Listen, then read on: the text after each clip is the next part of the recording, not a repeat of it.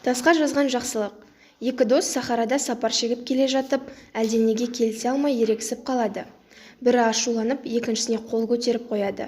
Досының соққысы жанына батса да, екіншісі жақ ашпайды. Бірақ құм бетіне «Бүгін менің жан досым қол көтерді» деп жазады. Содан соң сапарларын ары қарай жалғастырады. Көп ұзамай алдарынан үлкен көл кездеседі. Екеуі суға түсіп салқындап алуға бекінеді. Суға түскені сол-ақ екен, таяқ жеген жігіттің аяғына балдыр оралып тұншыға бастайды. Серігі жалма-жан көмекке ұмтылып, өлім қатерін оны құтқарып қалады. Бір ажалдан аман қалған жігіт өз-өзіне келгесін орнынан тұрып, тасқа ойып мынадай сөздер жазады. Бүгін менің жан досым өмірімді сақтап қалды.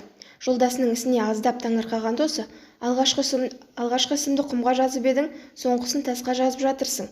Мұның мәнісін түсіндірші деп сұрайды.